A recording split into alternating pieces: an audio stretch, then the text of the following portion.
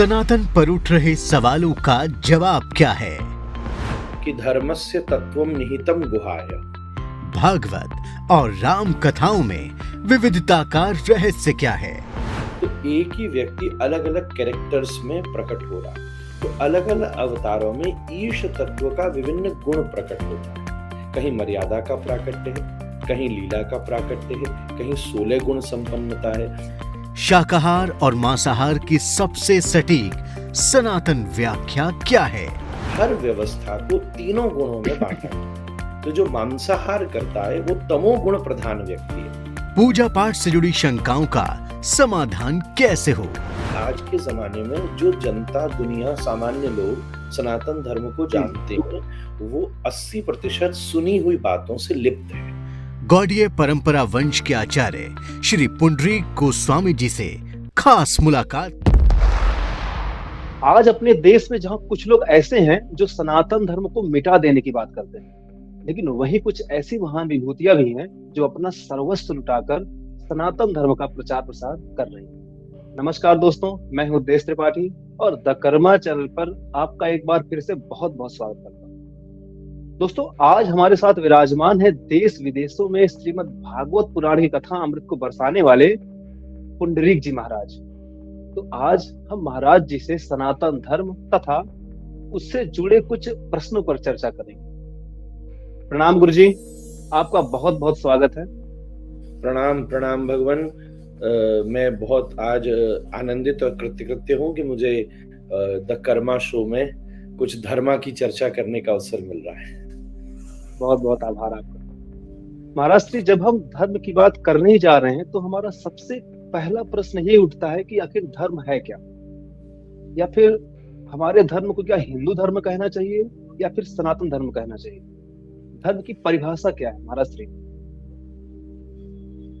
भगवान, सबसे पहली बात है कि धर्मस्य तत्वम निहितम गुहाय। पहली बात ही शास्त्रों ने ये कह दी है कि धर्म का तत्व बड़ा गहरा है, और यही सबसे बड़ी बात है कि वो गहरे होने की वजह से बार बार ये प्रश्न उठता है कि धर्म क्या है। हर व्यक्ति अगर वो स्पष्ट होता तो प्रश्न ही नहीं उठता। जैसे कोई विषय की अगर स्पष्ट परिभाषा है, को हम कहें लैपटॉप, तो सोचते ही मन में एक पिक्चर नजर आ जाती है कि इसको लैपटॉप कहते हैं। पर जब धर्म हम बोलते हैं तो इतनी सारी चीजें सामने नजर आती हैं कि ये प्रश्न खड़ा हो जाता है कि धर्म क्या है। तो एक प्रकार से जो अनंत है वो धर्म का स्वरूप है। ये भी एक कारण है जिस वजह से ये प्रश्न बार बार अनेक विज्ञजन और कई बार अनविज्ञ जन भी तर्क से भी और जिज्ञासा से भी ये पूछते रहते हैं। तो बहुत जो सरलतम परिभाषा है वो तो यही है कि धर्म वास्तव में धार्यते इति धर्म, जिसको हम धारण करें और जो हमें धारण करे उसी का नाम सहज सरल, जो सभी संतों ने स्वीकृत रूप से कही है, वो यही है कि जिसे हम धारण करें और जो हमें धारण करे उसी का नाम धर्म है। अब इस बात को जरा सा खोल के कहा जाए, हम जिसे धारण करें और जो हमें धारण करे, इसका अर्थ क्या होता है? कहने का अर्थ ये है कि जैसे एक दिन एक माँ की गोदी में एक छोटा बच्चा बैठा था और वो बड़ा उदास था। तो माँ ने उसको पूछा कि तू क्यों उदास है? तो उसने माँ की तरफ देख करके बोला कि माँ, मैं इसलिए उदास हूं कि ये सोच रहा हूं कि मेरा बुढ़ापा कैसे निकलेगा। तो माँ बोली कि बेटवा, अभी तो तू बहुत छोटा है, अभी तू मौज कर, अभी तू खेल कूद कर। तो इस बात से ये समझिएगा कि जो वो सोच रहा है कि वृद्धावस्था मेरी कैसी जाएगी, ये कोई अनप्रैक्टिकल अव्यवहारिक चीज तो नहीं है। जीवन में बहुत सारे लोग, युवा भी और एक आयु के बाद इस विषय पर विचार करते हैं कि मैं अपने बुढ़ापे को कैसे अच्छे से व्यतीत करूं। परंतु अगर कोई 6 वर्ष का बालक इस विषय पर विचार करने लगे तो फिर ये उसके लिए अनुचित जैसा प्रतीत होता है, अव्यवहारिक जैसा प्रतीत होता है। तो इसी को कहते हैं हम जिस वस्तु को धारण करें और जो हमें धारण करे। अगर कोई बालक जैसा व्यवहार करे तो उसने उस धर्म को पालन किया और धर्म ने उसे धारण किया।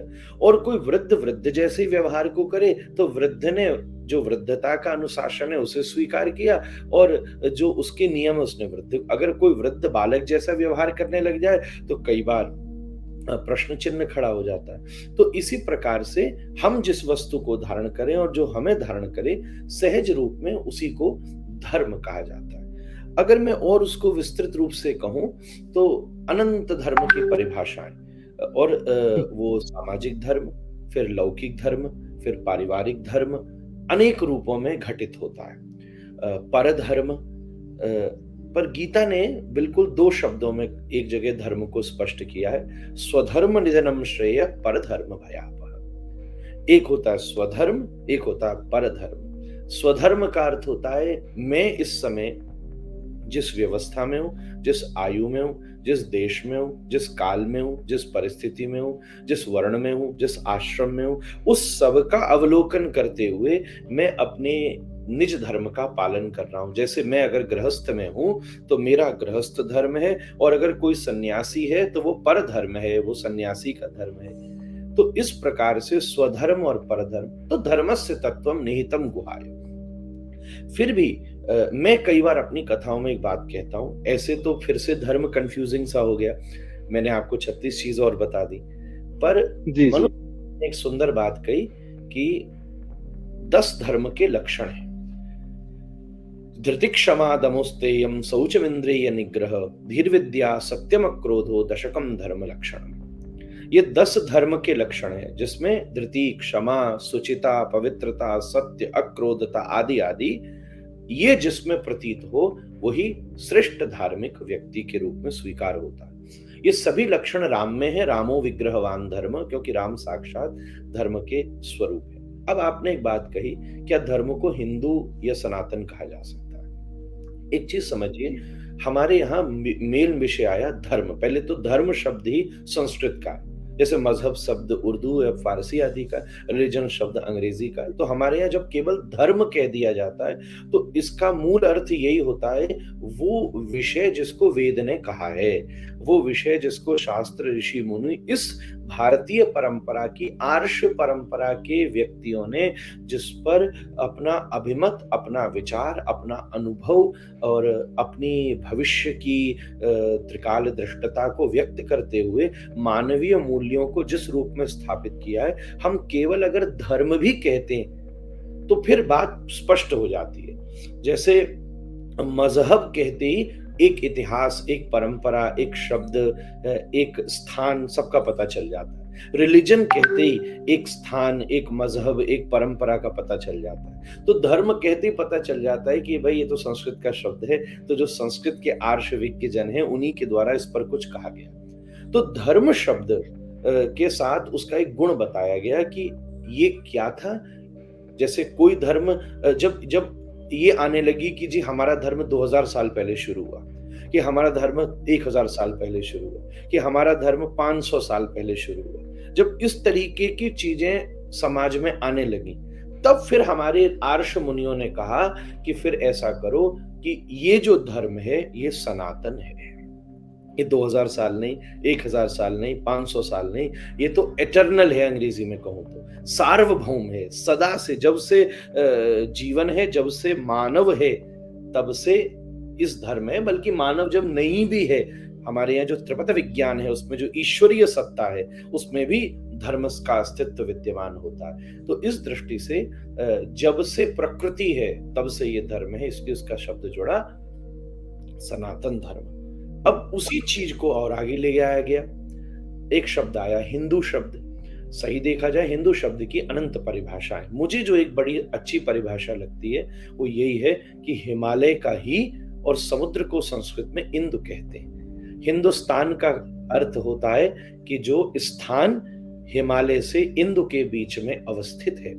तो यहाँ रहने वाला कीट पतंगा, अंडज, उद्भिज, स्वेदज, जरायुज, तुरीय, बद्धक, ज्ञात, अज्ञात, सूक्ष्म, स्थूल, जड़, चेतन, जितनी भी प्रकृति के स्वरूप हैं वो सभी हिंदू हैं। जैसे अफ्रीका में रहने वाला व्यक्ति अफ्रीकन कहलाया जाता है, यूरोप में रहने वाला व्यक्ति यूरोपियन कहलाया जाता है, अमेरिका में वो साउथ अमेरिकन हो कि वो कैनेडियन हो, वो ब्राजीलियन हो कि वो नॉर्थ अमेरिकन हो, पर उस सबको अमेरिकन कहा जाता है। यूएसए को यूएसए वाला नहीं कहा जाता, अमेरिकन कहा जाता है। उसी प्रकार से वो वस्तु, वो व्यक्ति, वो स्थिति जो हिमालय से समुद्र के बीच में रहती है उसको हम हिंदू कहते हैं। तो बात क्या हुई, हिंदू धर्म कब बना? क्योंकि इस स्थान का उत्स, जैसे आज समय की गणना का केंद्र लंदन है, मूल जो जीरो समय है, ऐसा होना नहीं चाहिए, हमारे यहाँ तो महाकाल का क्षेत्र था वो, परंतु अंग्रेजों के समय में ये हुआ कि उसका केंद्र बन गया लंदन।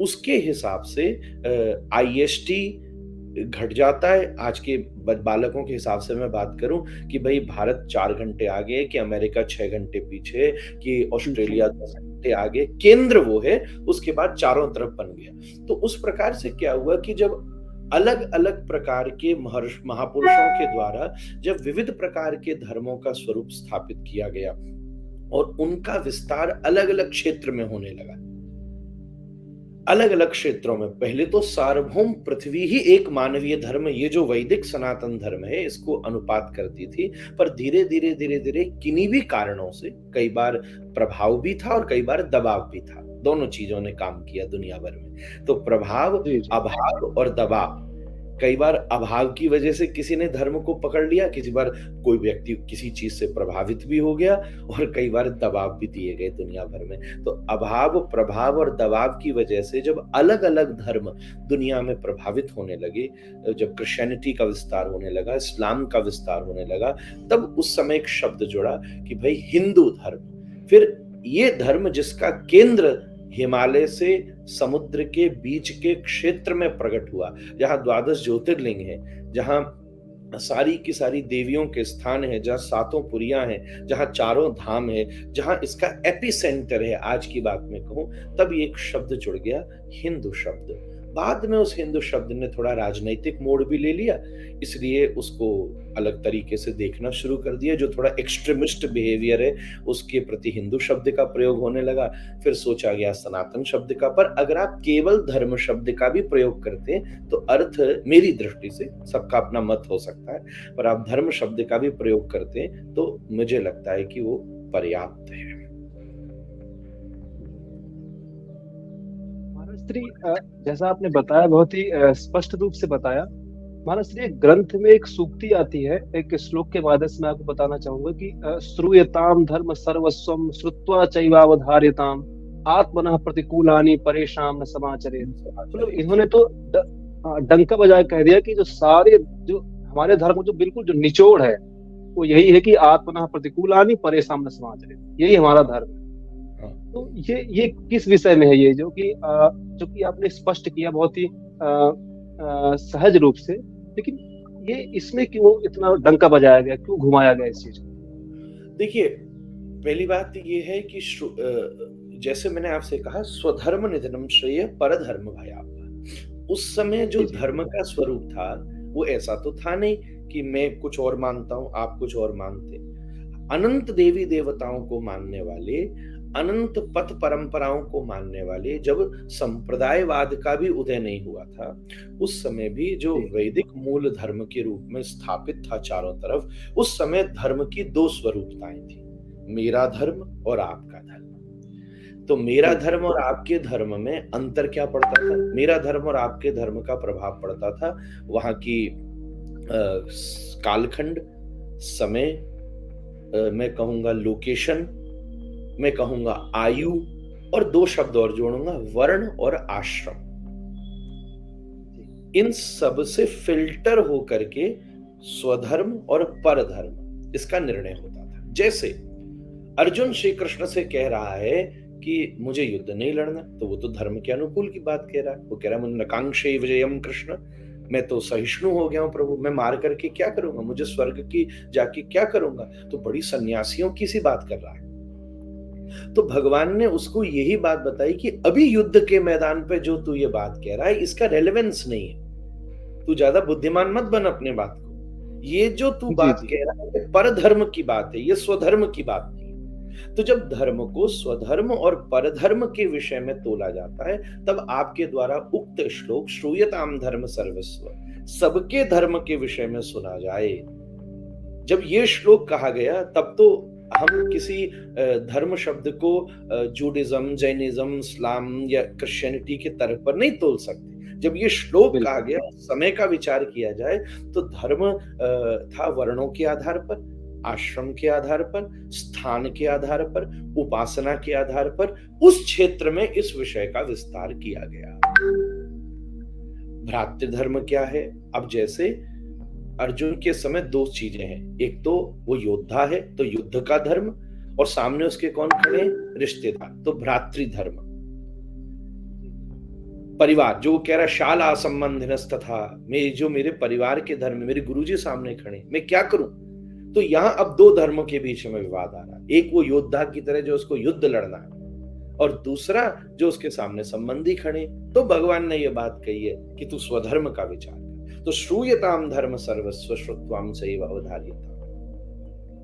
तो जो वस्तु हम विविध विविध प्रकार के वर्णाश्रमों के द्वारा पालित होने वाले धर्म को भी हम सुने, परंतु आत्मानि प्रतिकूलानि, अगर आपकी चेतना के प्रति वो प्रतिकूल बने तो आप उसको कभी भी किसी भी स्थिति में धारण न करें। यही शास्त्र की प्रवीण आज्ञा का स्वरूप है। महाराज श्री, जैसा कि आपने अभी कहा स्वधर्म और परधर्म, इस विषय को लेकर आजकल बहुत एक मुद्दा उठ रहा है कि मतलब शाकाहार बनाम मांसाहार। ऐसा लोग कह रहे हैं कि मतलब कुछ लोगों का ये कहना है कि मतलब शाकाहारी या अहिंसा ही सनातन धर्म है। लेकिन अगर इस बात का हम लोग समर्थन करें या इस बात को सुने, तो जो लोग शाक्त संप्रदाय हैं या फिर शैव संप्रदाय हैं, जैसे कि कापालिक हो गए या फिर अघोरी हो गए, ये फिर अगर हम इस विषय को मानेंगे तो फिर इनको तो हमें सनातन धर्म से अलग कर देना चाहिए। फिर भगवान, ऐसी बात है कि पहले बात को स्पष्ट समझना। एक चीज बड़ी मुश्किल क्या हो गई आज के जमाने में, जो जनता, दुनिया, सामान्य लोग सनातन धर्म को जानते हैं, वो 80% सुनी हुई बातों से लिप्त है। जैसे कोई हीरा कपड़ों में ढक जाए तो पता ही नहीं अंदर हीरा है क्या है। हमें बहुत मुश्किल में, तो हाथ जोड़ के सबसे निवेदन करता हूं कि खूब मंदिर बनाइए, खूब आप धर्म कार्य कीजिए, पर जब तक आपके पास शास्त्र नहीं है ना, आप अंधे ही हैं, कुछ नहीं हो सकता। प्रत्येक हिंदू को अपने घर में 4 वेद, 18 पुराण, 10 उपनिषद, रामचरितमानस, वाल्मीकि रामायण, चैतन्य चरितामृत जैसे अद्वितीय ग्रंथों को रखना चाहिए और समय समय पर अवलोकन करना चाहिए। आप धर्म के वास्तविक स्वरूप को समझ पाएंगे। पहली बात। दूसरी बात, मैं आपसे निवेदन करूं कि आपने जो शाकाहार मांसाहार की ये सब बात कही, सनातन धर्म में ऐसा नहीं है, ये कहना ही उसकी दुर्बलता हो जाएगी। धरती में कुछ ऐसा नहीं है जो सनातन धर्म में नहीं हो। हमारे यहाँ आहार को 3 विभागों में बांटा है, जिसमें गीता में जिसका स्पष्टीकरण, में ज्यादा रेफरेंस गंभीर नहीं दे रहा हूं क्योंकि गीता एक बहुत प्रचलित है और सबके घरों में मिल जाता है। इसलिए आप मैं ये रेफरेंस दे रहा हूं जो अपने घर में जाके भी आप टटोल के देख लेंगे, ये मेरा संवाद द कर्मा शो का सुनकर। उसमें भगवान ने सतोगुण, रजोगुण और तमोगुणी आहार का वर्णन किया है। तो मैं ये तो जरूर कहूंगा, अहिंसा हमारे यहाँ का परम धर्म कहा गया है, इसमें कोई समस्या नहीं है कि अहिंसा ही श्रेष्ठ धर्म है। अब एक चीज बताइए, मैं जरा राजनैतिक पर्सपेक्टिव से आपसे बात कहूं तो राम जी हिंदू हैं, जी जी, जो रावण भी तो हिंदू ही है ना, कुंभकर्ण भी तो हिंदू ही है ना, परंतु वो राक्षसी श्रेणी में है, वो तमोगुणी श्रेणी में है, और राम जी गुणातीत है, वो तो साक्षात परब्रह्म है, वो तो साक्षात ईश्वर परमात्मा है, वो तो गुणों से भी परे। अब मैं एक निवेदन करूं, चलो हम लंका की तरफ ही चलते हैं। तो 2 लोग हैं, एक रावण के विषय में भी ये बात आती है, पर कुंभकर्ण के विषय में तो स्पष्ट आती है कि वो सब कुछ खाता था, कितना बढ़ चढ़ के रामायण में वर्णन किया। जब उसको उठाया गया तो मदुरा पी गया, कितने बकरा खा गया, जिन्हें क्या क्या खा गया, कितने पशु खा गया, तब उठा। तो 2 भैया हैं, ये देखिए, एक ही मैया की कोख से पैदा हुए हैं, एक विभीषण है और एक कुंभकर्ण है, और दोनों ही बुद्धिमान भी हैं। कुंभकर्ण ने जो वाल्मीकि रामायण आदि ग्रंथों में संवाद किया है, क्या उसने अद्भुत बात कही है। उसने रावण को कहा कि भाई तू ये ऐसा कृत्य क्यों कर गया, ये मैं तेरे कृत्य को स्वीकार नहीं कर रहा, पर मैं युद्ध करूंगा अपनी मातृभूमि के लिए। बड़ा भारी उसके भीतर संतुलन है, पर यहां अंतर क्या है, विभीषण सत्व गुण प्रधान व्यक्ति है, कुंभकर्ण तमोगुण प्रधान व्यक्ति है। तो हमारे भीतर हर व्यवस्था को 3 गुणों में बांटा। तो जो मांसाहार करता है वो तमोगुण प्रधान व्यक्ति है, हम उसके प्रति संकोच रखते हैं। ये बात बिल्कुल स्पष्ट है। हम ये कहें कि नहीं, हमको कोई इससे फर्क ही नहीं पड़ता कि तुम जीव हत्या करो, तो ऐसा तो नहीं है। उसके प्रति प्रत्येक व्यक्ति सदा संकोच रखता है, क्योंकि इतनी निरीहता से किसी जीव को मारकर केवल अपने आहार के लिए खाना कहीं ना कहीं हमारे जीवन में हमारी जीवन की ये पतनता ही है, मैं ये कहूंगा।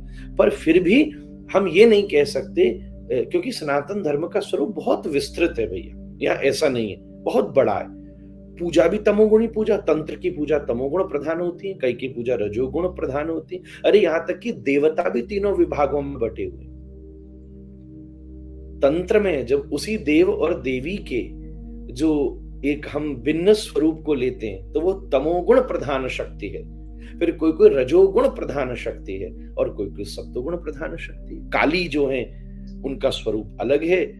उसके बाद दुर्गा का स्वरूप बिल्कुल सत्वगुण, वैष्णवी का स्वरूप बिल्कुल सत्वगुण प्रधान है।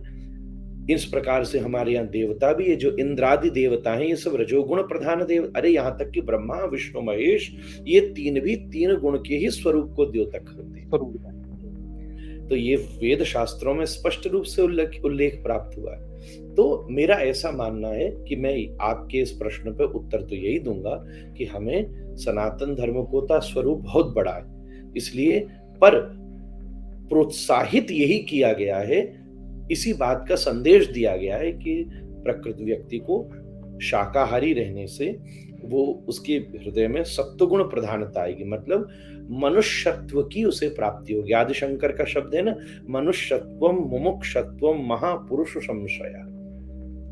तो हमें मानव होके मनुष्यत्व को प्राप्त करना है। दो पैरों पर चलने का नाम केवल मानव नहीं है, ये पैदा होकर जो मनुष्यत्व की प्राप्ति करनी है, उस मनुष्यत्व की प्राप्ति के लिए जीवन में सत्वगुण की प्रधानता करनी है। तो सत्वगुण की प्रधानता के लिए आपकी पूरी दिनचर्या प्रभावित होती है। आप कितने बजे उठते हैं? सुबह सुबह ब्रह्म मुहूर्त सत्वगुण प्रधान समय है।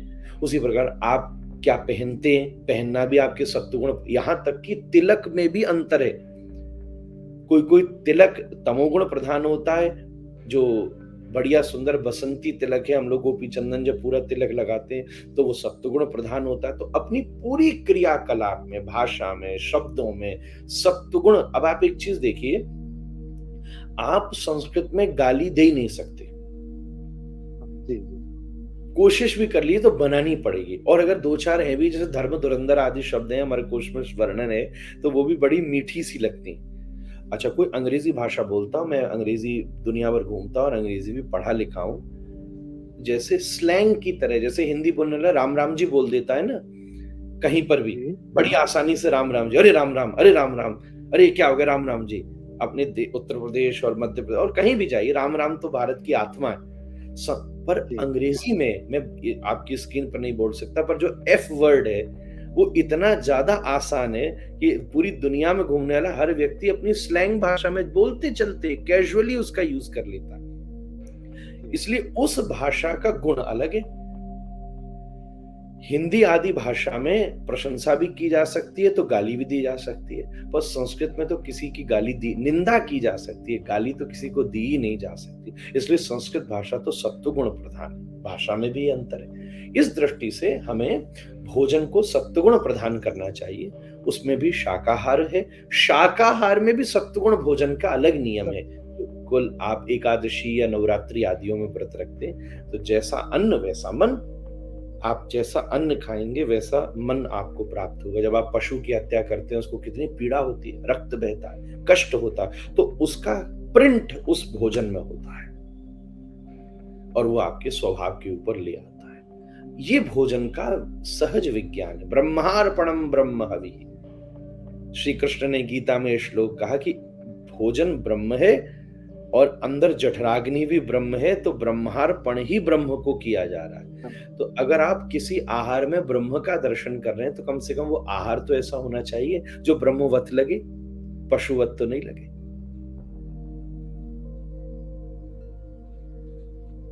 अभी आपने बताया ही कि हमें लगभग लोग भारत में क्या है कि सुनी सुनाई बातों पर ही विश्वास कर लेना जी। और हमें क्या करना चाहिए, अपने सनातन ग्रंथों को अपने पास रखना चाहिए, उनको पढ़ना चाहिए, उनसे जानने का प्रयास करना चाहिए।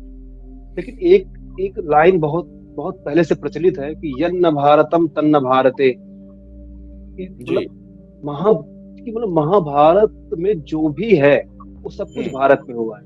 तो इसका जी। एक अर्थ ये भी है कि जो भारत में हुआ है वो महाभारत में लिखा हुआ है। बिल्कुल सही है। लेकिन लेकिन अब इतिहास की अगर कालचक्र को देखें या फिर रूढ़िवाद को देखें, तो मैं तो एक सामान्य गांव से हूँ, तो हमारे यहाँ क्या एक प्रचलन है कि महाभारत घर में रखने से गृह युद्ध होता है या फिर घर में लड़ाई होती है। तो क्या यही कारण तो नहीं है कि हमें अपनी चीजों का, अपने फैक्ट्स का ठीक से पता नहीं हो पाता है? बिल्कुल आपने सही कहा। मैं अपनी प्रत्येक कथा में इस चीज को चैलेंज करता हूँ। मुझे नहीं मालूम कि ये जी बात किसने कह दी, बिल्कुल नहीं जी मालूम। जी हमारे यहाँ देखिए 1200 वर्ष हम विचारधाराओं के गुलाम रहे, और 1200 वर्ष में ना आदमी के जेनेटिक्स चेंज हो जाते हैं। बिल्कुल। एक छोटा आपको, ये कहीं नहीं लिखा, बल्कि महाभारत घरों में इसलिए हो रही है क्योंकि महाभारत नहीं पढ़ी है आप लोगों ने। अच्छा, अब नहीं एक तर्क, पढ़ी है, बिल्कुल। मैं एक तर्क बताऊं। पहले तो महाभारत का घर में मत रखो, फिर बना दिया सीरियल, तो सीरियल से तो घर घर में महाभारत चली गई। अच्छा, कभी जी ध्यान दीजिएगा, मैं नाम नहीं लेना चाहूंगा, जो महाभारत का सीरियल बना था उसके डायलॉग किसने लिखे थे, कभी बैक में जाके ध्यान से उसके डायलॉग लिखने वाले का नाम पढ़िएगा। आधा रहस्य तो आपको ऐसे ही पता चल जाएगा। मैं नाम नहीं लेना चाहता यहाँ पर, जो मेरे ये टेलीकास्ट सुन रहा हो वो आप उसके बाद में क्रेडिट्स में नाम पढ़िएगा। और कई जगह हमने फिर उसी महाभारत को असली मान लिया। असली महाभारत का स्वरूप तो बहुत ही अलग है। मैं तो कई सीन देख देख के हमारा माथा ही खराब हो गया कि ये कैसे हो सकता है। वो एक जी जगह जी बैठा रो रहा है और सहदेव पूछ रहा है कि भाई क्यों भैया रो रहे, पुरानी याद आ गई अज्ञातवास में? तो बोले नहीं, मैं प्याज काट रहा हूँ इसलिए मेरी आंखों में आंसू आ रहे हैं। बताओ राम राम, ये कहाँ लिखा महाभारत में? और ये सीरियल में दिखाया गया। अब द्रौपदी जोर जी जोर जी से हंसी है तो लोगों ने प्रचलित बना लिया कि अंधे की संतान अंधा होती है, द्रौपदी ने बोला इसलिए महाभारत हो। पूरी महाभारत में ये लाइन जी नहीं जी लिख रही कि नहीं द्रौपदी लिखी ने गई है, बिल्कुल। ये डायलॉग भी बोला। तो सुनी सुनाई बातों के चक्कर में हम मूल धर्म को पूरा भ्रष्ट कर देते हैं। इसलिए अपनी अच्छा, मैंने कहा 1200 साल के हम गुलाम है भैया। तो आप देखिए, एक शब्द है अपने यहाँ पाठ। पाठ का सामान्य जी मतलब क्या होता है? रोज एक चीज को पढ़ लेना। ये हमारी आर्ष परंपरा थोड़ी ना है। हमारे यहाँ पाठ का मतलब होता है पढ़ना। जहाँ पढ़ाया जाता है उसको पाठशाला बोला जाता है। जी हमारे यहाँ तो 3 बार या 2 बार त्रिकाल संध्या है। हर व्यक्ति भगवत उपासना करता है, पर किसी 10 पुस्तकों को लेके रोज दोहराते रहना, एक ही चीज को दोहराते रहना, ये एक प्रकार से इस्लामी परंपरा है। वहां आयात को रोज 3 बार दोहराया जाता है। हमारे यहाँ तो मंत्र की उपासना होती है। और उसके अलावा पाठ का अर्थ होता है शास्त्र का, गुरुजी के चरणों में बैठकर विधिवत अध्ययन करना। हजारों लोग जो हनुमान चालीसा पढ़ते हैं उसके मूल अर्थ से भी परिचित नहीं।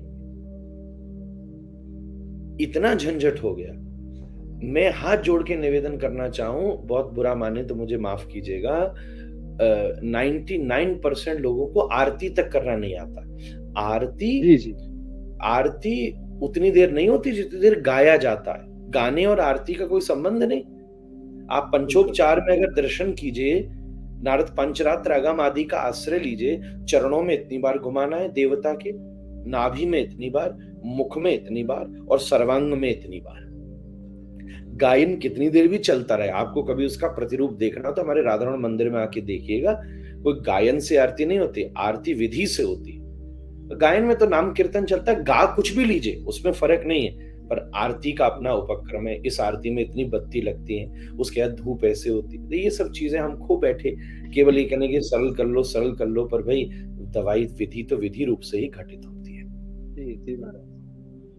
जी महाराज श्री, आपने बहुत ही साधारण तरीके से इस बात को स्पष्ट किया है।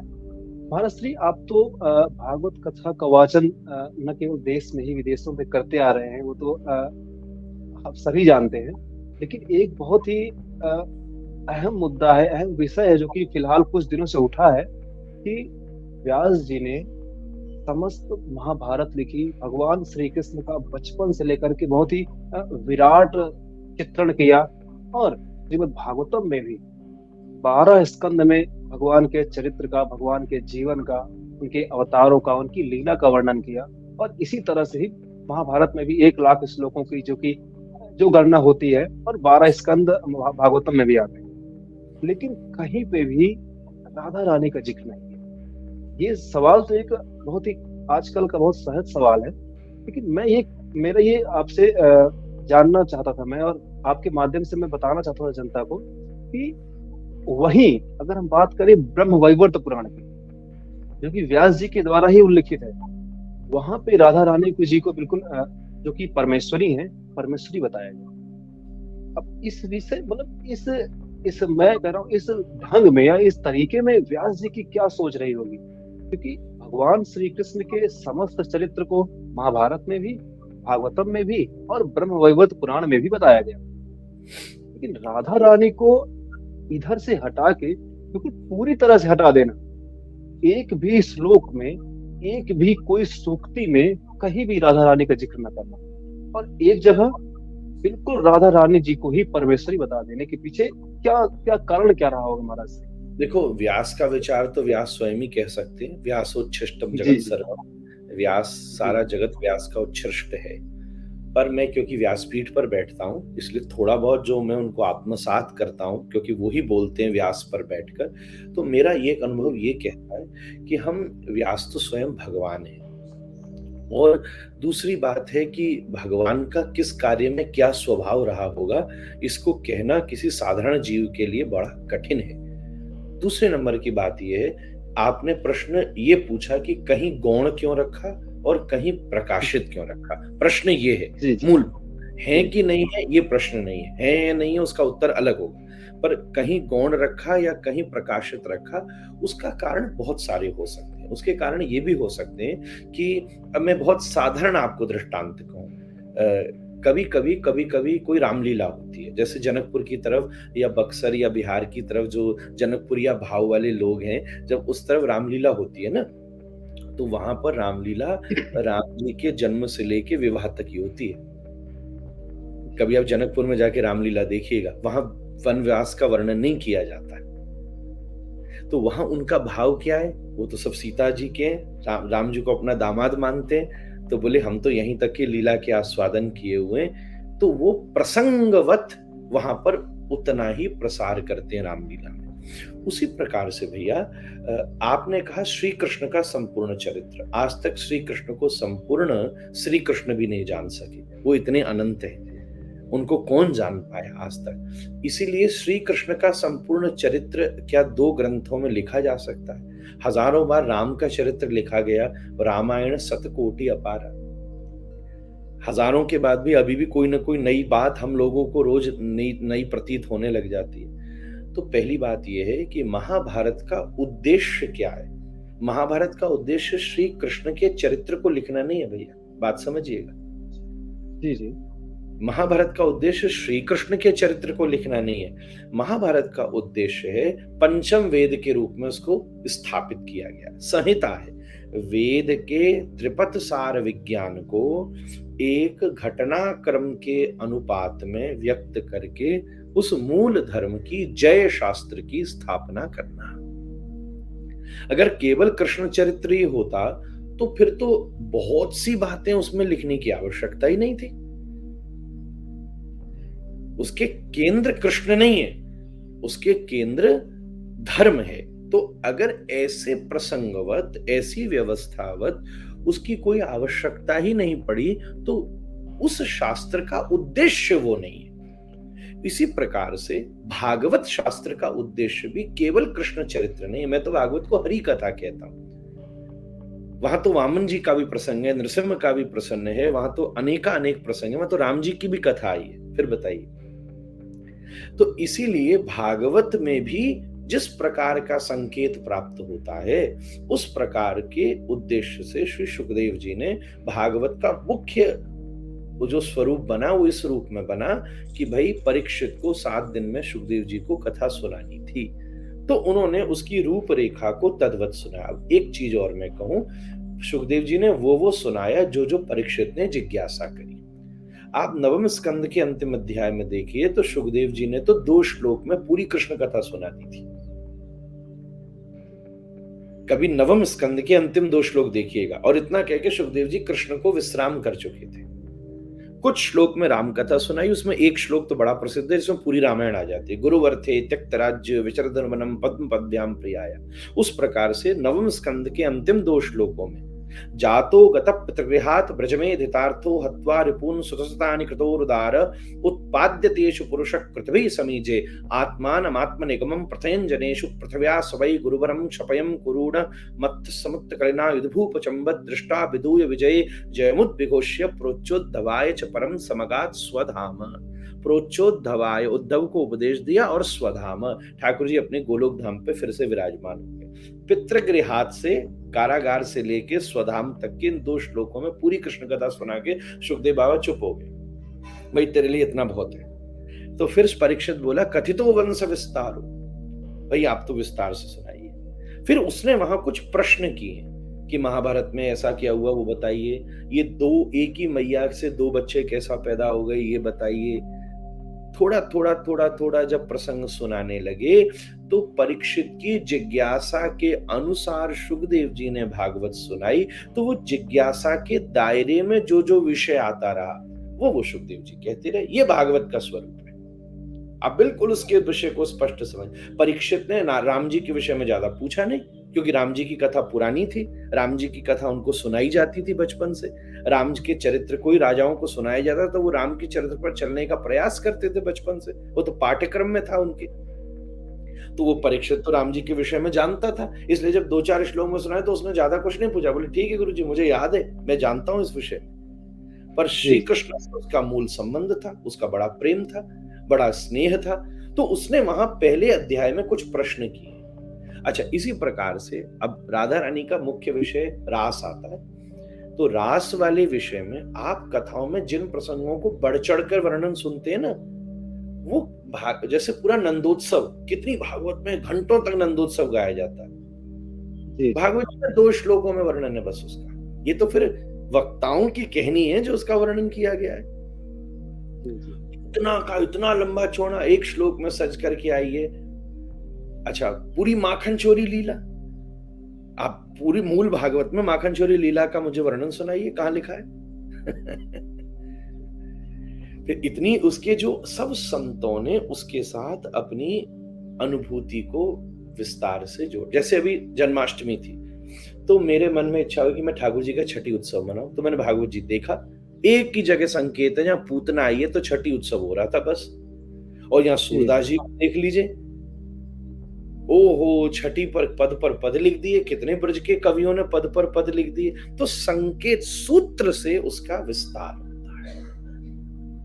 तो अगर कहीं पर विशेष कृष्ण प्रसंग को हमें से कहना हो, विशेष रूप से उसका, कि आप कहो कि मैं पूरे राम का चरित्र कहना चाहता हूं, तो आप केवल वाल्मीकि रामायण से भी नहीं कह सकते, रामचरितमानस से भी नहीं कह सकते।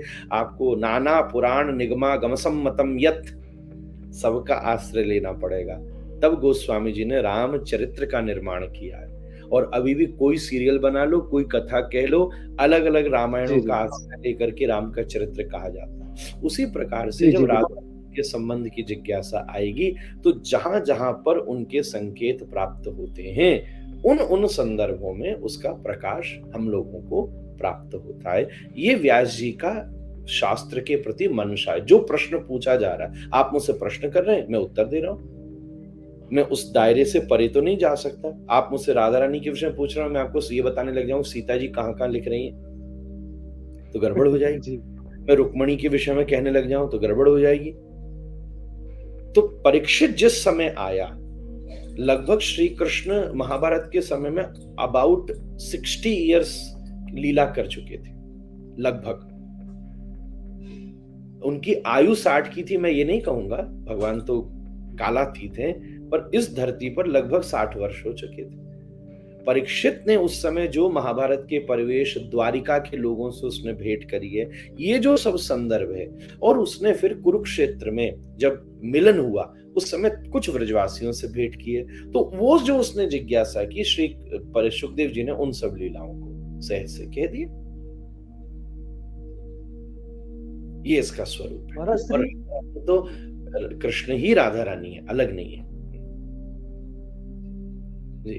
महाराज श्री आपने जैसा कहा कि भागवतम का उद्देश्य केवल भगवान श्री कृष्ण के चरित्र को बताना नहीं है। जी। लेकिन इस पर मैंने एक चीज देखी है, शायद मैं गलत भी हो सकता हूँ, लेकिन देखिए कि जहाँ भी कहीं भागवतम का पाठ होता है वहाँ भगवान श्री कृष्ण की लीलाओं को प्रदर्शित किया जाता है और अपने वाचन के माध्यम से भी लोगों को समझाया जाता है, बताया जाता है, क्योंकि हमारे आराध्य हैं भगवान श्री कृष्ण। तो मैं ये चाहता था कि अभी तक जो मेरा ये है कहने का तात्पर्य है कि क्या जैसा कि भागवत पुराण तो अ, अगर भगवान श्री कृष्ण के जन्म की बात करें तो शायद 9वें या 10वें स्कंद में भगवान श्री अवतरित हुए हैं, लेकिन अ, समस्त भागवत को श्री कृष्ण के चरित्र पर ही सुनाया जाता है, ऐसा क्यों?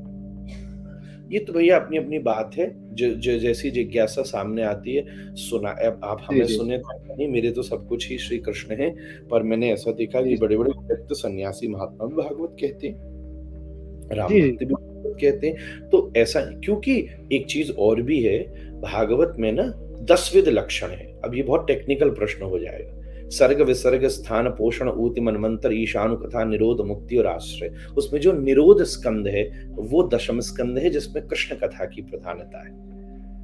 जी जी इसीलिए 10वें स्कंद का विस्तार होता है जिससे निरोधत्व जीव के भीतर संधान हो।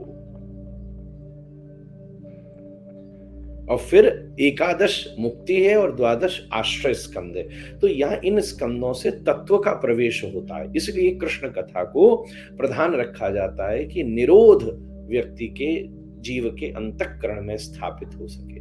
उस 10वें स्कंद का गुण है। तीसरी बात है कि 10वां स्कंद 90 अध्याय वाला है, वो सबसे बड़ा है, इसलिए उसको सबसे ज्यादा विस्तार दिया जाता है। चौथे नंबर की बात है कि तुष्टि पुष्टि शुद्ध पायोनुघासम, जीव के हृदय में भक्ति चरित्रों को, भगवत चरित्रों को सुनने से जो भक्ति का उदय होता है। तो जैसे आपको भूख लगी हो, 11 का श्लोक है, तुष्टि पुष्टि क्षुध पायोनुघासम, जैसे ही आप भोजन को मुख में रखते हैं आपको संतुष्टि मिलती है, पुष्टि ताकत मिलती है और उसी क्षण क्षुधा की निवृत्ति हो जाती है। उसी प्रकार से जैसे ही भक्ति का जीवन में आचरण होता है तो ज्ञान और वैराग्य तुरंत उसी क्षण प्राप्त हो जाते हैं।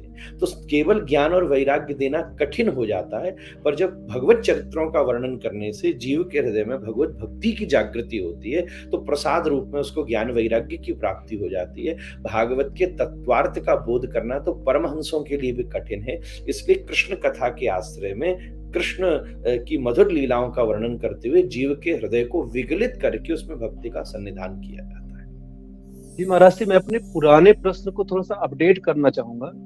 जी जैसा कि हम लोग बात कर रहे थे महाभारत, भागवतम या ब्रह्म वैवर्त पुराण की, कि राधा रानी का जिक्र है कि नहीं, तो थोड़ा जी समय इससे रिलेटेड थोड़ा अलग आपसे जानना चाहूंगा कि भगवान श्री कृष्ण को लेकर के भी इसी तरह की एक अवधारणा आती है कि महाभारतम में जो है भगवान श्री कृष्ण को नर नारायण का अवतार बताया जाता है और नर नारायण को भगवान विष्णु का अवतार बताया जाता है, और नर नारायण जो कि एक ऋषि है। और महाभारत के उद्योग पर्व में भी एक छोटा सा प्रसंग आता है कि श्री कृष्ण बाल मुकुंद के अवतार है। और अगर हम फिर से चलते हैं दूसरी पुस्तक की ओर, भागवतम की ओर, तो भागवतम में श्री कृष्ण को भगवान विष्णु का अवतार बताया जाता है साक्षात। और फिर अगर हम पुस्तक को चेंज करते हैं, हम ब्रह्म वैवर्त पुराण की ओर आते हैं, तो वहां पर भगवान विष्णु को ही श्री कृष्ण का अवतार बताया जाता है और श्री कृष्ण को ही परमात्मा के रूप में सिद्ध किया जाता है कि वो एक गोलोक धाम में रहते हैं जो कि वैकुंठ से भी ऊपर है, और बहुत सारी अवधारणाएं हैं। तो इस विषय पर मतलब ये जो कंफ्यूजन है, इस पर महाराज जी आप थोड़ा इसको दूर करेंगे प्लीज। पहला कंफ्यूजन तो हम अवतार शब्द को नहीं समझ रहे। अवतार शब्द मतलब जो जिसका अवतार है, इसका मतलब जो ले रहा है वो छोटा है और जो दे रहा है वो बड़ा है। एक सामान्य भ्रम ये जगत में हो गया है, पर ऐसा नहीं है, बिल्कुल ऐसी कोई पर। जैसे मैं एक बहुत लौकिक दृष्टांत आपसे कहूँ, माननीय वर्तमान प्रधानमंत्री देश के प्रधानमंत्री हैं और काशी के मेंबर ऑफ पार्लियामेंट है। ये वैसे एमपी हैं और वहाँ पीएम है। तो इसी प्रकार से दो व्यवस्थाएं होती हैं। जब हम ईश्वरीय तत्व का परिधान करते हैं तो वो सारे ब्रह्मांड के नायक होते हैं, पर जैसे पीएम जब काशी जाते हैं तो एमपी के तर्ज पर जाते हैं, उसी प्रकार से जब भगवान यदा यदा ही धर्मस्य ग्लानिर्भवति भारत अभ्युत्थान विशेष उद्देश्य के लिए अलग अलग समय पर प्रकट होते हैं। तो अवतार शब्द अवतरणिका शब्द से बना है, मतलब उनका नीचे उतरना। अब कौन किसका क्या अवतार है, इसको लेकर अलग अलग जगह, अब ये कंफ्यूजन तो अनेकों चीजों में है। कहीं कहीं सृष्टिकर्ता शिव को कहा है, और कहीं कहीं भगवती को भी कहा है, और कहीं कहीं भगवान को भी कहा है। तो अवतार शब्द का अर्थ होता है अवतरणिका, मतलब ऊपर से नीचे उतरने शब्द को हमने सहज सहज अवतार कहा है। श्रीमद् भागवत में एक शब्द आया अवतारा यसंख्येय, भगवान असंख्य अवतार लेते हैं, और कई बार ऋषि द्विज इन रूपों में भी लेते हैं, इस तरीके का संकेत आया। तो अवतारवाद या अवतार विज्ञान को पहले समझना होगा, वो समझ गए तो कंफ्यूजन दूर हो जाएगा। दूसरी बात, जहां आपने भागवत शब्द का प्रयोग किया कि विष्णु भगवान के अवतार हैं, ऐसा संकेत नहीं है, बल्कि जहां अवतारों की वर्णन श्रीमद् भागवत में हुआ है वहां स्पष्ट लिखा हुआ है कि एते चांस कलह पुंस कृष्णस्तु भगवान स्वयं इंद्रारव्याकुलम लोके मृडयन्ति युगे युगे। ये प्रथम स्कंद का ही श्लोक है, जहां 24 अवतारों की चर्चा हुई है, और सारे अवतारों का वर्णन करते हुए बाद में ये लिखा है कि सारे अवतार जिनसे होते हैं वो भगवान श्री कृष्ण हैं। तो एक शब्द हम आपसे ये कहें कि ऐसा समझिए, श्री कृष्ण जो हैं वो ऐसे भी पूर्ण परमात्मा है। ब्रह्मा जी ने ब्रह्म संहिता में कहा ईश्वर परम कृष्ण सच्चिदानंद विग्रह। और जब भगवान श्री कृष्ण धरती पर प्रकट होते हैं, मेरा वही दृष्टांत याद रहेगा पीएम और एमपी वाला, तो जब भगवान धरती के ऊपर प्रकट होते हैं तब अनंत पूर्व अवतारों के उद्देश्यों की सहज सहज पूर्ति करते हैं। जितने भी पूर्ववत उद्देश्य हैं उन सब की पूर्ति करते हैं। जैसे राम जी की लीला के प्रसंग के कई स्वरूपों को वो पूर्ति करते हैं। कई वचन जो राम जी के प्रसंग में भगवान श्री कृष्ण ने दिए हैं, जिसमें सुपर्णखा का ही एक प्रसंग है जो कुब्जा के रूप में प्रकट होती है, उसकी भी पूर्ति करते हैं। इस प्रकार जैसे पूतना का जो भगवान ने उद्धार किया वो वामन प्रसंग है, वामन प्रसंग में रत्नमाला को वचन दिया था, तो भगवान ने उसकी भी पूर्ति करी। उसी प्रकार से पूर्ववत, जैसे जामवंत जी के क्रम में आता है कि जामवंत जी भी श्री कृष्ण से मिले सेमंतक मणि के प्रसंग में, तो वो तो एक बार पहचाने 28 दिन तक मल्ल युद्ध होता रहा। तो पूर्ववत जितने अवतार हैं उन सब का अंश भगवान श्री कृष्ण के स्वरूप में प्राप्त होता है। तो इस दृष्टि से देखा जाए तो उनमें विष्णु का भी अंश है। इसलिए अगर हम स्वतंत्र विष्णु की चर्चा करते हैं तो अवतार के रूप में श्री कृष्ण भी आ जाते हैं। अगर हम नर नारायण की चर्चा करते हैं तो उनमें नर नारायण का भी अंश है। इस दृष्टि से जब नर नारायण का विचार करते हैं तो उसमें भी श्री कृष्ण का अस्तित्व अवस्थित हो जाता है। तो इस प्रकार से भगवान श्री कृष्ण विभिन्न पूर्ववत अवतारों का संबंध उसमें प्रयुक्त होता है, जिसकी पूर्ति इस लीला में भगवान करते हैं, इसलिए इसको पूर्णावतार की लीला कहते हैं। एक प्रकार से मैं तो, मेरे पिताजी कहते थे पूर्ववत जितने अवतार हैं उनमें जो जो कार्य पूर्ण नहीं हुए थे उन सबको पूर्णावतार भगवान श्री कृष्ण ने अपनी लीला में पूरा किया है। श्री राम लीला की सारी वचनबद्धताओं को पूरा किया, वामन प्रसंग की वचनबद्धताओं को पूरा किया। एक तो बात ये हुई। दूसरी बात हमें ये विचारनी है, व्यास जी की अंतिम कृति श्रीमद् भागवत है। तो श्रीमद् भागवत में अवतारों की खूब विस्तृत चर्चा है और उसको प्रमाण रूप में हमें लेना चाहिए। तो जिनको हम हरि कहते हैं वो भी वहां अवतार के रूप में, जिन्होंने गजेंद्र के ऊपर कृपा की। तो इस दृष्टि से जहां 24 अवतारों की चर्चा है, जैसा मैंने भी श्लोक उद्धृत करके आपसे कहा, वो यही है कि ईश्वर परम कृष्ण, भगवान श्री कृष्ण परमात्मा ईश्वर है साक्षात, जो विभिन्न रूपों में प्रकट होते हैं। पर कोई किसी का अवतार ले रहा है, इसका अर्थ ये नहीं होता है कि कोई बड़ा व्यक्ति है वो छोटा व्यक्ति है। एक बड़ा व्यक्ति या कोई भी व्यक्ति किसी भी एक रूप में नीचे उतर के आ रहा है, उसी का नाम अवतार शब्द है। जैसे मैं अब आपको कैसे बताऊं, मैं व्यास हूं, कथा कहता हूं।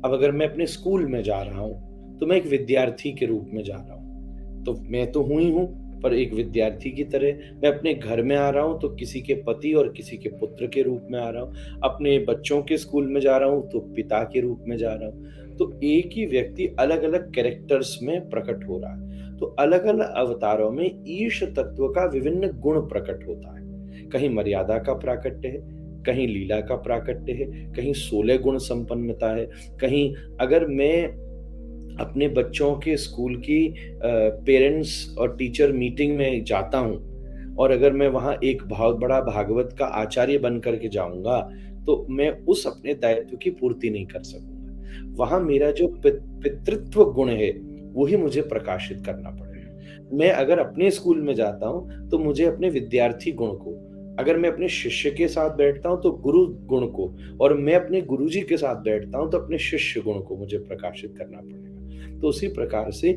ईश्वरीय सत्ता के जो अनंत गुण हैं, उन गुणों का समावेश विभिन्न रूपों में होता है।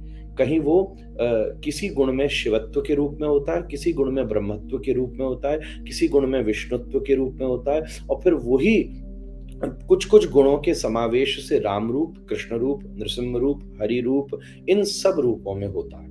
एक प्रकार से विष्णु पुराण आदि में चर्चा है, मुझे अभी स्पष्ट देखना पड़ेगा क्योंकि ये थोड़ी सी रिसर्च की बात है, पर मेरे हिसाब से मुझे रिकॉल करना पड़ेगा, मेरी इसमें त्रुटि हो सकती है, तो होगा तो मैं आपसे बाद में संवाद करके वो पत्राचार से भेजूंगा।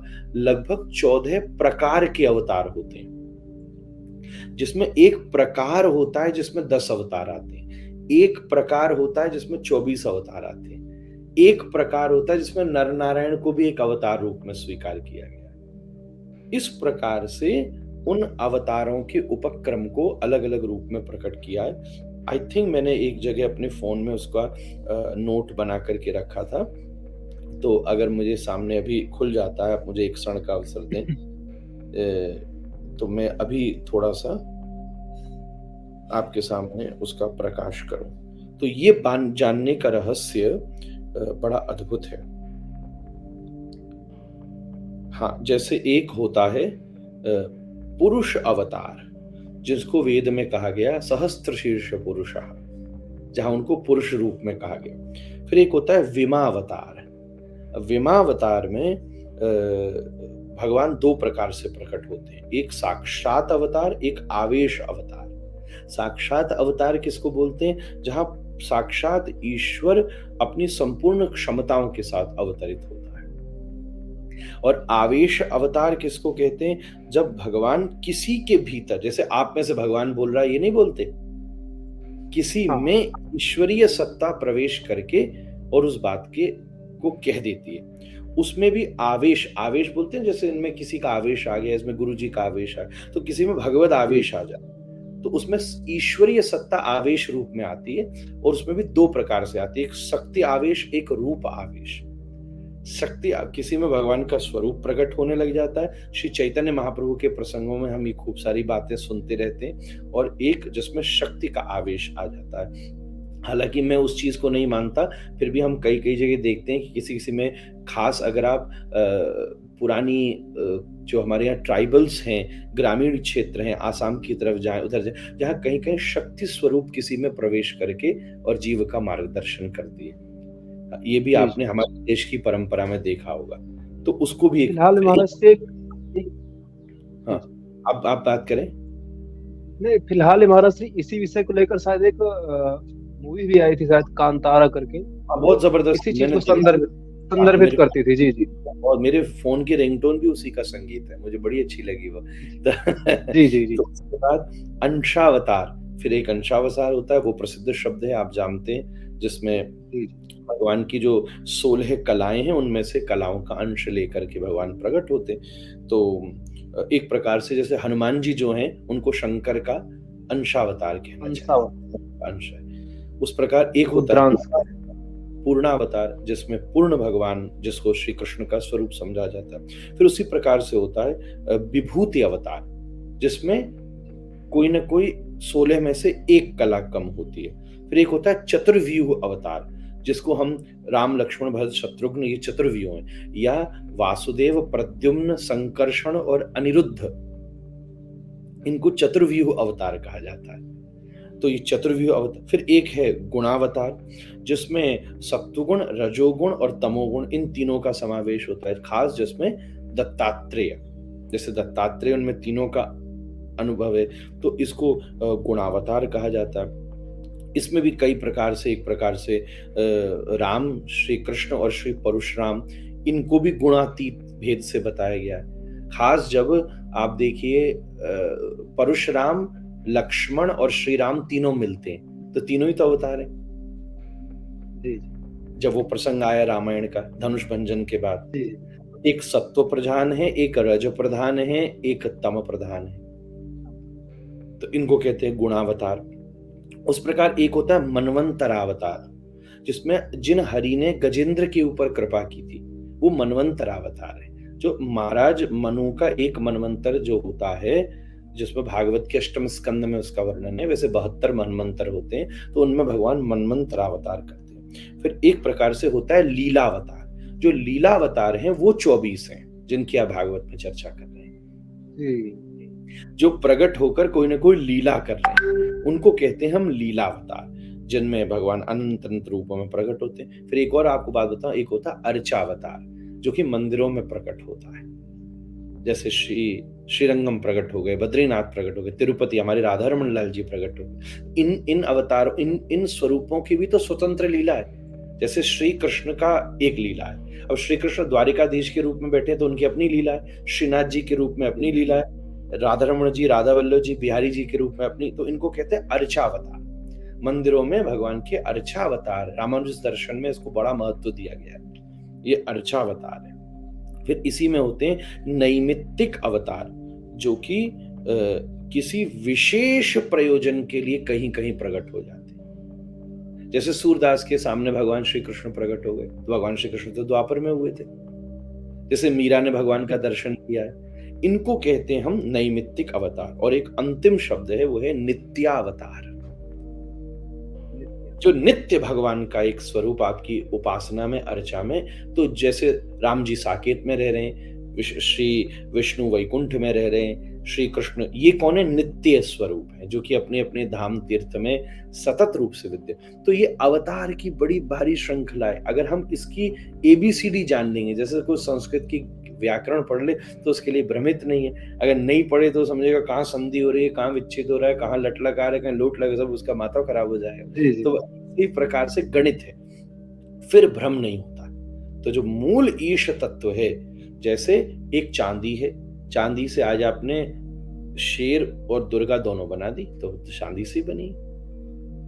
अच्छा, कई बार क्या हुआ, मानिए आपके पास दुर्गा जी की मूर्ति तो पुरानी है और वो बनी हुई है पीतल की, और आपके मन में हुआ मैं शेर बनाऊं, शेर बना लिया आपने चांदी का। अगर आप उसको बाजार में देने जाएंगे तो आपको दुर्गा जी की कीमत कम मिलेगी और शेर की कीमत ज्यादा मिलेगी, क्योंकि ये पीतल की और वो चांदी की है।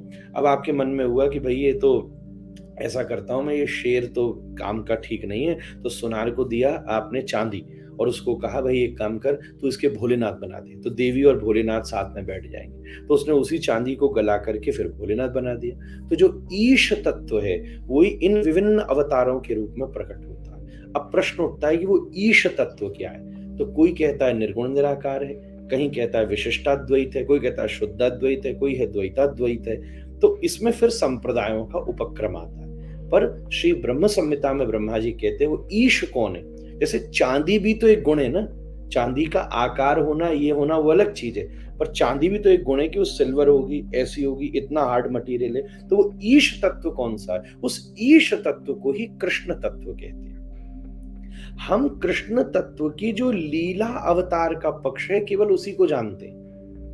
जो मोरपंख धारण करके इन दिनों 10 वर्ष व्रज में, 125 वर्ष यहाँ लीला, केवल उतने संदर्भ, वो तो उस कृष्ण तत्व का लीला अवतार पक्ष है। ये इसका एक सार संक्षेप है। बात तो लंबी हो गई, पर मुझे लगता है कि इतना स्पष्टीकरण किए बिना इस तक पहुंचा भी नहीं जा सकता। अभी भी बहुत कुछ कहा जा गया, बहुत ही स्पष्ट और सहजता इस चीजों को समझाया आपने। ये विषय बहुत ही मुझे क्लिष्ट लग रहा था, क्योंकि अलग अलग ग्रंथ में अलग अलग परिभाषा दे देना थोड़ा सा समझाने के तरीके को थोड़ा सा ना बहुत ही भिन्न कर देता है। लेकिन आपने तो थोड़ा सा एक समझेंगे, अब उसका जहां जहां वर्णन लिखा है हम उसके साथ जोड़ लेंगे इसको। अवतार रूप है, अब कहीं ब्रह्म पुराण में अलग तरीके से, कहीं अगर शिव तत्व को रखा तो गुणावतार की चर्चा हो सकती है, पुरुषावतार की चर्चा हो सकती है, इस प्रकार से। बस जैसा आपने कहा कि कृष्णांश है या फिर ईश तत्व कृष्ण है, तो अगर इस ईश तत्व की बात करें तो वाल्मीकि रामायण तक तो, क्योंकि ऐसा माना जाता है कि श्री राम के अवतार के बाद श्री कृष्ण अवतार हुआ, जो कि हमारे 10 अवतारों की एक गणना है। और वाल्मीकि रामायण में एक जगह एक एक एक एक विषय आता है, एक प्रसंग आता है, जब शायद श्री राम जी माता सीता से शायद अग्नि परीक्षा का वही प्रसंग रहा होगा। तब देवता लोग जो है भगवान श्री राम को महाबली श्री कृष्ण कह के पुकारते हैं। तो हालांकि जो इस विशिष्ट ज्ञान से मतलब परिपूर्ण है, वो तो इस चीज को जानते हैं कि कृष्णांश ही है या ईश कृष्ण ही है। लेकिन जो सामान्य लोग हैं, जिनको ये पता है कि पहले राम जी का अवतार हुआ, देन फिर श्री कृष्ण जी का अवतार हुआ, तो उनके लिए थोड़ा सा ये सहज नहीं हो पाता है कि पहले से इनको कृष्ण क्यों कह दिया गया। चूंकि मैंने आपके सामने भी स्पष्टीकरण कर दिया, वो जो ईश तत्व है, वो जो चांदी है, चांदी से दुर्गा की जी मूर्ति बनी, तो चांद ऐसा समझिए कि चांदी के ऊपर हमने सोना का पानी चढ़ाया, जी जी तो फिर भी तो कहा तो ये जाएगा ना कि ये चांदी के दाम का बिकेगा। तो उसी प्रकार से ईश तत्व राम की मर्यादाओं का लेप लेकर प्रकट हुआ, पर है तो चांदी का ही ना, इसलिए कृष्णत्व कहकर उस समय संकेत किया। और एक कृष्ण तो अर्जुन को भी कहा है भागवत में। हाँ जी, हाँ जी जी महाराज। कृष्णोस्त्री गांडीवम चाप, गांडीव उठाने वाला कृष्ण। तो इस दृष्टि से कृष्ण उसको भी कहा जाता है जो आकर्षणीय है, जो यहाँ पर फिर शब्दार्थ प्रधान हो जाता है। शब्दार्थ प्रधान का मतलब जिसने एक प्रकार से अब बहुत सारे नाम अर्जुन श्री कृष्ण के ले रहा है, जो कृष्ण लीला में जिनका पार्ट नहीं है वो तो पुराना है। केशव, अब एक शब्द आया मधु कैटव, तो मधुसूदन, मधुसूदन जब कह रहा है तो मधु तो पिछले अवतार का क्रम है, फिर भी उसको मधुसूदन कह रहा है, क्योंकि कर्ता तो एक ही है ना। इसलिए कृष्ण यहाँ गुण प्रधान है कि वो राम जो सबको आकर्षित कर लेते हैं, इसलिए भी यहाँ कृष्ण कहा गया है। और दूसरी बात, जो कृष्ण तत्व है वो राम में विराजमान है, इसलिए कृष्ण कहा जा रहा है। रामायण की बात, अगर हम लोग रामायण तक पहुंच गए हैं तो रामायण का एक, हालांकि इस बात से आपने जरूर इस चीजों को सुना होगा, आप तो बहुत ही इन चीजों से एक्टिव रहते हैं। एक बहुत ही सामान्य सा प्रश्न आजकल पूरे सोशल मीडिया में, न केवल सोशल मीडिया बल्कि सबके मन में फैल रहा है। क्यों? क्योंकि बहुत बड़े बड़े विद्वानों के द्वारा इसको किसी ने सपोर्ट किया, किसी ने इसका जो है तो सपोर्ट नहीं किया। भगवान श्री राम ने माता सीता का त्याग किया था या नहीं किया, एक तो कॉन्सेप्ट ये हो जाता है। तो ये एक प्रश्न है, इस प्रश्न पर तो ठीक है विचारणीय प्रश्न है, और इस पर फिर बाद में ये आता है कि जो वाल्मीकि रामायण लिखी गई है उसका उत्तरकांड ही क्षेपक है जी। इन दोनों संदर्भों में आपके विचारों से कुछ जानना चाहिए। मैंने भी दोनों विचार विद्वानों से सुने और अधिकारी विद्वानों से सुने, तो मैं भी भ्रमित हो जाता था। इसलिए महान जनों ये नगत सपन्नता से गुरु आज्ञा का विचार करना चाहिए।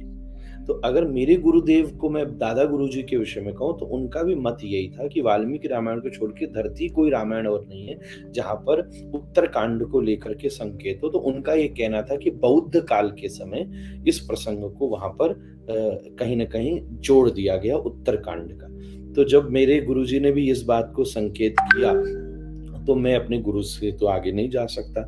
इसलिए मैं भी, ऐसा नहीं कि मैं उत्तरकांड की चर्चा नहीं करता, मेरी रामायण की कथा में जरूर होती है। अब जैसा है, अब जो अधिकारी विद्वान या तो सभा बिठाएं, केवल स्टेटमेंट से तो होगा नहीं।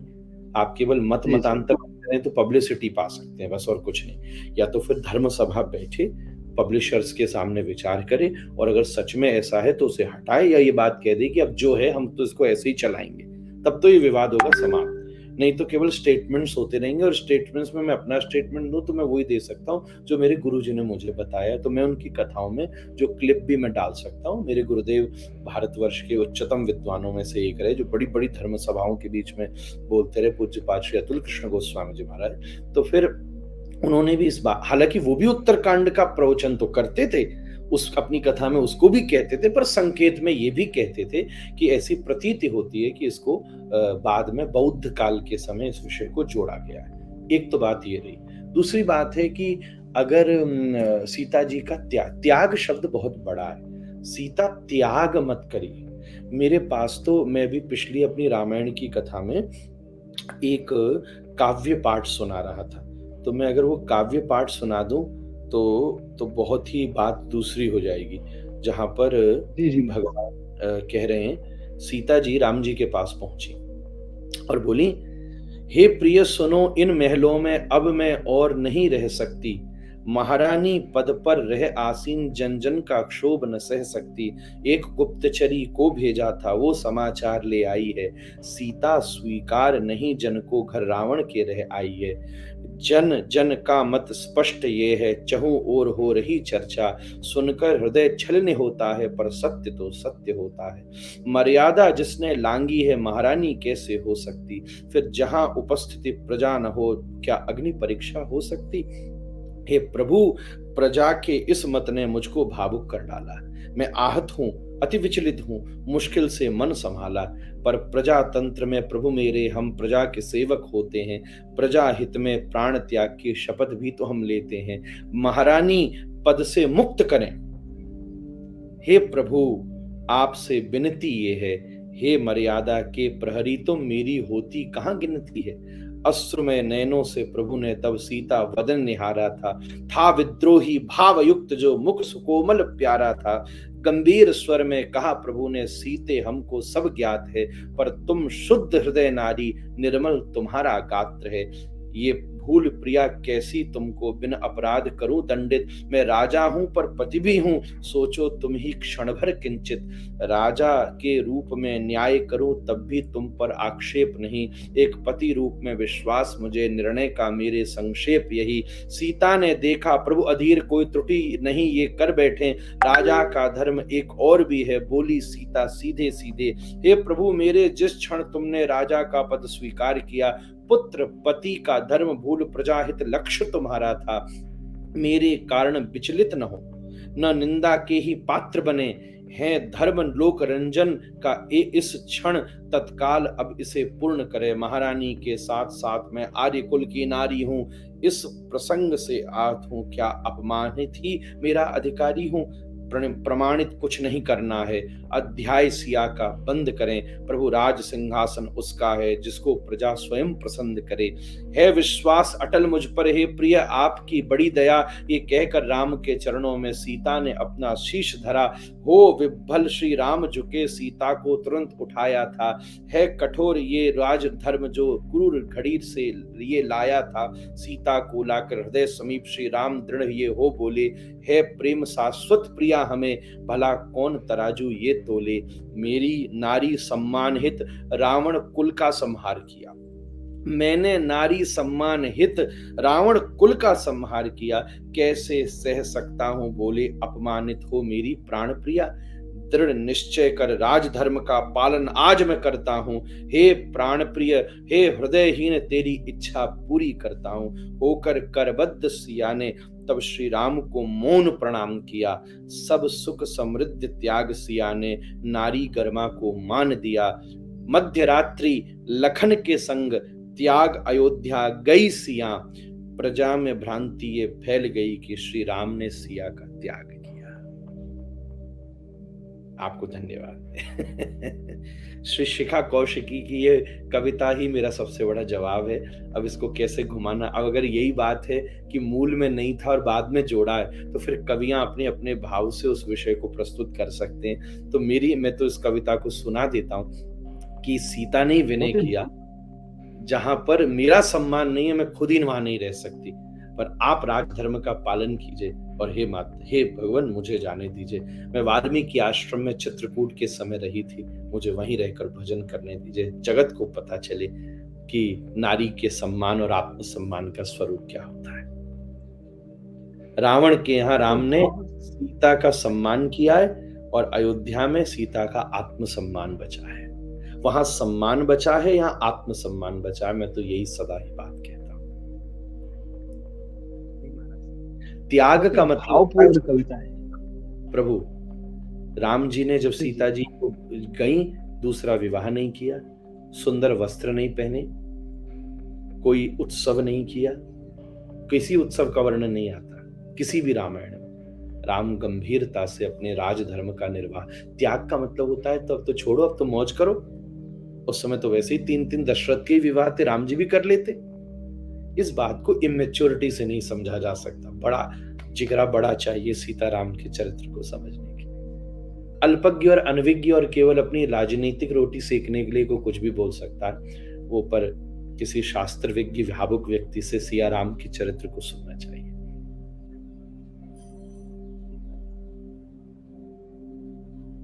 रस्सी, आपकी जो कविता, आपने जो एक कविता में बिल्कुल स्पष्ट कर दिया, बहुत ही भावुक कविता थी। इससे मतलब एक चीजों को स्पष्ट किया है। महाराज श्री भागवतम में भी सीता राम के इस मतलब त्याग तो नहीं कह सकते बिल्कुल, लेकिन इसी विषय को लेकर भागवतम में भी कथा आती है। सीता त्याग, सीता परित्याग, क्योंकि जो प्रचलित शब्द है उसकी अगर मैं बात करूँ तो। और महाराज श्री बालकांड में भी एक जगह जब रामायण लिखने का उद्देश्य पूछा था वाल्मीकि जी से, तो कहते हैं कि इसको लिखने का के दो उद्देश्य हैं। पहला उद्देश्य ये है कि पौलत्स्य वध, और दूसरा उद्देश्य है कि नारी के सम्मान को स्थापित करना जी। तो पौलत्स्य वध तो बिल्कुल पारदर्शित है कि पौलत्स्य वध, रावण का वध किया भगवान श्री राम ने, लेकिन नारी के सम्मान की को स्थापित करना है, उसकी रक्षा करने को लेकर क्या इसका संदर्भ हो सकता है? नहीं, किस संदर्भ में? सीता जी के वनगम मतलब सीता त्याग पर कि रावण वध पर? आप किस विषय पे? मेरा विषय बहुत ही मेरे कहने का तात्पर्य यह है कि दो उद्देश्य जो वाल्मीकि जी ने बताए हैं। पहला उद्देश्य यह है कि पौलत्स्य वध, वाल्मीकि रामायण का, यानी कि भगवान श्री राम के जन्म का जो उद्देश्य है अवतार का, वो पौलत्स्य वध हो गया। और एक है नारी के सम्मान को स्थापित करना। नहीं, इतने उद्देश्य नहीं। वाल्मीकि रामायण में तो अनेकानेक उद्देश्य हैं। वाल्मीकि रामायण तो इसलिए लिखी गई है क्योंकि उन्होंने ये पूछा, कौन्वस्मिन् साम्प्रतं लोके वीर्यवान कश्च धैर्यवान, ये सब पूरे श्लोक लगभग 16 गुण यहाँ लिखे हैं। ये गुण किस में है, मैं उस पर लिखना चाहता हूँ। तो फिर नारद जी ने प्रसंग सुनाया है और सब विषय का वर्णन किया, पर उन समस्त गुणों में नारी सम्मान भी एक रूप से, मुख्य रूप से स्थापित किया गया है। तो उसमें नारी सम्मान का स्वरूप यही है कि राम जी ने इतने बड़े पुल का निर्माण कर दिया और रावण का पौलत्स्य वध करके और श्री जानकी जी को पुनरपि प्राप्त किया। और एक प्रकार से ये जो सीता जी के, इस कविता में मैंने इस बात को स्पष्ट कर दिया कि सीता जी के आत्मसम्मान की रक्षा के लिए कि प्रजा जिनके प्रति इस प्रकार की दृष्टि रख रही हो। एक गोस्वामी ने चौपाई लिखी ना, आवत ही हर्षे नहीं नयनन नहीं। अगर आप कहीं और आपको लगता है कि आपके रहने से वो लोग कंफर्टेबल नहीं है, तो एक श्रेष्ठ आचरण वाला व्यक्ति स्वयं ही उस स्थान का परित्याग कर देगा। और राम जी ने सीता जी की इस भावना का अभ्यास कराते हुए उनको वाल्मीकि आश्रम में रहने की अनुमति, और स्वयं त्यागियों के, वन में राम बैरागियों की तरह रहे और महल में राम त्यागियों की तरह रहे।